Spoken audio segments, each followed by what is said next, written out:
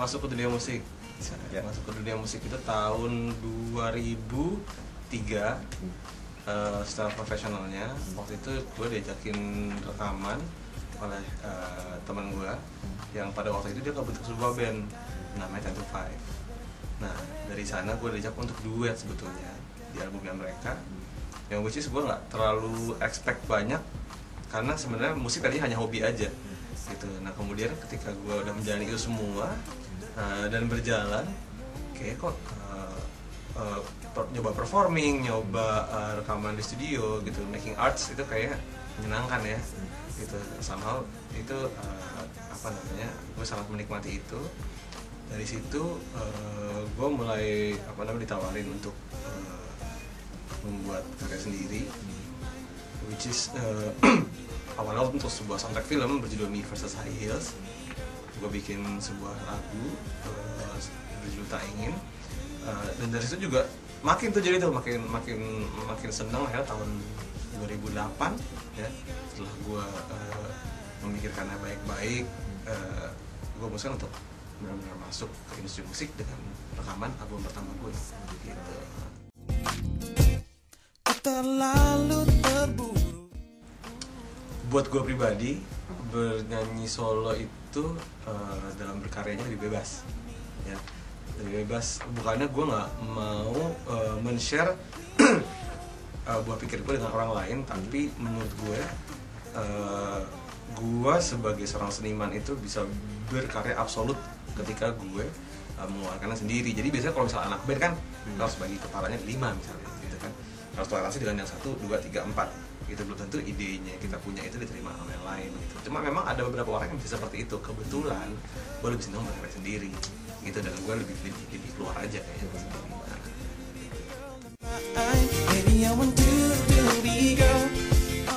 Gue baru aja ngeluarin single alhamdulillah, judulnya CNTK. Itu sekarang lagi jalan promo, dan untuk planning ke depannya di tahun ini gue juga akan merampungkan album ketiga. Itu memang nggak gue buru-buru dalam pengerjaannya, karena menurut gue sekarang ketika di zaman orang sudah tidak lagi mendengarkan album ya, lebih memilih mendengarkan lagu, single, seorang musisi, seorang seniman perlu membuahkan karya yang unik, yang beda dari yang lainnya, sehingga dari satu album itu bisa dinikmati keseluruhan. Jadi craftsmanship-nya harus benar-benar bagus gitu. Itu next nih yang gue akan kerjain.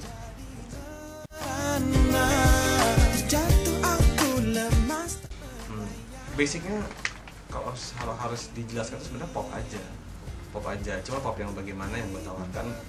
Pop yang gue tawarkan ini mungkin ya ada sentuhan R&B yang sedikit, ada sentuhan funknya sedikit, bahkan makin kesini ada sentuhan elektroniknya gitu. Jadi mungkin untuk mendefinisikan musik gue itu, lama-lama orang bisa mendefinisikannya dengan terus-menerus dengan karya gue dari awal sampai yang sekarang.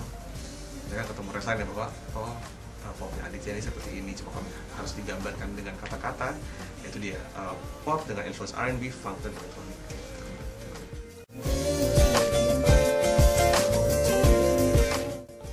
Tiga gue kayak tadi yang gue udah bilang, musik gue itu sebenarnya agak keluar dari apa yang udah pernah gue bikin ya. Gue mencoba mengeksplor sesuatu yang sebenarnya belum pernah gue lakuin, karena idealnya orang dalam berkarya itu ada evolve menjadi tadi dia pernah bikin ini, sekarang dia mencoba untuk membuat sesuatu yang lain sehingga bisa terdengar lebih luas. Jadi di album yang berikutnya mungkin lebih agak rock sedikit gitu ya, agak sama tadi agak lebih electronic dance, lebih kayak gitu sih. Basically gue cuma pengen mencoba apa yang belum pernah gue bikin.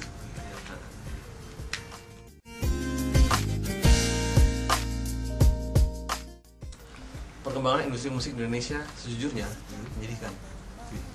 Jadi gini, kita sampai level di mana kita harus berganti media. Dan tadi itu media fisik, CD atau kaset, sekarang jadi intangible, tidak ada medianya ya. Nggak ada media fisik berupa data sekarang MP3.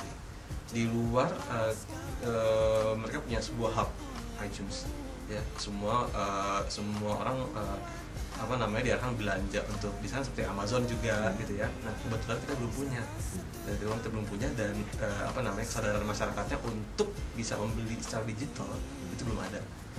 Ada sih, cuman mungkin belum banyak aja gitu. Jadi perlu sosialisasi lebih, dan mereka udah mulai ninggalin CD juga gitu. Jadi dengerin musik mulai di handphone, dan itu sejujurnya sama sekali tidak ada apa ya profit atau keuntungan untuk musisi, paling nggak untuk dia reproduction apa namanya karya lagi gitu.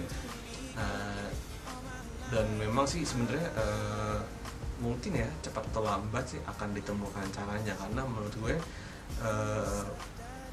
industrinya nggak mungkin terus-terusan kayak begini gitu, nggak mungkin orang nggak dengar musik ya kan. Jadi gue sih masih percaya bahwa in a way nantinya akan ada jalan keluarnya, cuma memang sekarang lagi menurun aja gitu.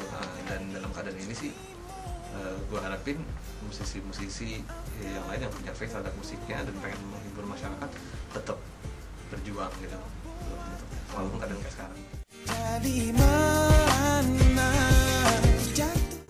Wah, banyak banget. Paling terbesar mungkin. paling terbesar yang bisa gue bayangkan sekarang ya. Ada dua macam sebetulnya. Gue pengen punya satu show yang teatrikal dalam artinya bukan kayak lu nonton teater apa gitu. Sangat sedikit menurut gue, belum banyak ya musisi atau performer yang bisa achieve sebuah show yang sangat menakjubkan. Gue tiap kali nonton musik di luar gitu, Katy Perry misalnya, Rufai misalnya datang, wah gila keren banget ya gitu. Men, nonton nggak men Katy Perry? Men keren banget men gitu. Yang bisa memberikan kesan itu di Indonesia itu menurut gue masih dikit. Orang-orangnya ada yang bisa banget, tapi masih mereka juga gitu. Gue sangat pengen memberikan suatu show yang apa ya, yang mau meninggalkan kesan orangnya habis nonton gitu. Jadi dia kayak nggak cuman dia nonton musik, dia nonton visualnya juga. Dia pulang itu kayak mungkin merubah pola pikir dia untuk hidupnya dia nanti gitu. Gue nggak tahu. 1, 2, gue sangat pengen perform secara internasional ya. Terus nggak muluk-muluk, nggak scope yang harus kayak internasional. Gue di Amerika men, gue jadi apa gitu. Gue nggak semua gitu. Cuman gue sangat pengen ada 2 kota sih yang sangat aman. Gue pengen perform, satu di New York, satu lagi di Paris.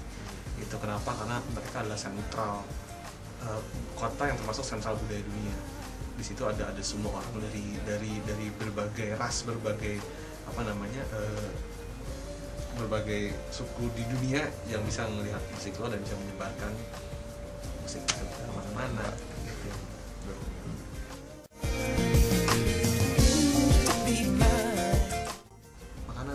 Makanan ya. Kenapa?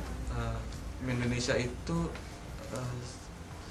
Sabang sampai Merauke itu nggak ada samanya. Tapi kita bersatu di satu nation, Indonesia. Itu yang susah juga sebetulnya selama ini pemerintah untuk mempersatukannya. Tapi menurut gue disitulah keindahannya. Lo makan sesuatu, nasi goreng, gak ada yang sama men. Nasi goreng di Aceh sama nasi goreng di Ganja itu gak ada yang sama. Di Jakarta ini nasi goreng ada berapa gitu. Sampai gue tuh sangat amat pengen kayak misalnya kayak gue tuh setiap ada tamu misalnya atau ada kenalan dari luar negeri main kesini.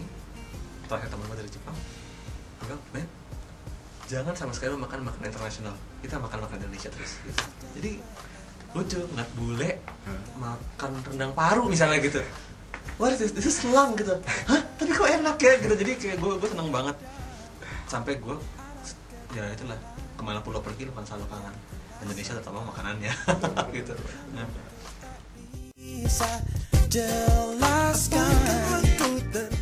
Nasi goreng. Makanan gue paling favorit itu adalah nasi goreng 1, 2 itu gue suka banget asinan ya. Sama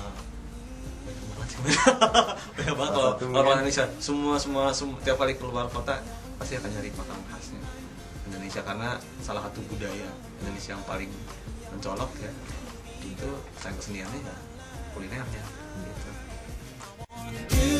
be mine. I want you to be the kayak Raja Ampat gitu. Raja Ampat. Gue seneng banget, memang gue seneng banget apa namanya, pantai, seneng banget air gitu ya. Walaupun belum bisa nyelam, tapi pengen gitu. Cuman gue selalu lihat kayak di Indonesia ini dari teman-teman gue yang sangat suka traveling, banyak banget tempat-tempat yang sangat bagus gitu. Bagusnya bukan bagus, bagus banget gitu. Jadi kayak salah satunya itu yang terindah adalah Raja Ampat. Gue pengen banget sih ke sana itu untuk sekedar kayak menikmati keindahan lautnya gitu. Dan harapannya juga dengan apa namanya banyaknya tempat-tempat yang sangat bagus ini, pemerintahnya juga mau apa namanya membangun supaya itu jadi turis friendly gitu. Jadi orang senang datang ke sana nyaman ya, dan itu kan of course bisa mengenalin Indonesia ke dunia seluas-luasnya. be mine. I want you to be the girl of my eyes. Gue selalu mencoba berpikir positif.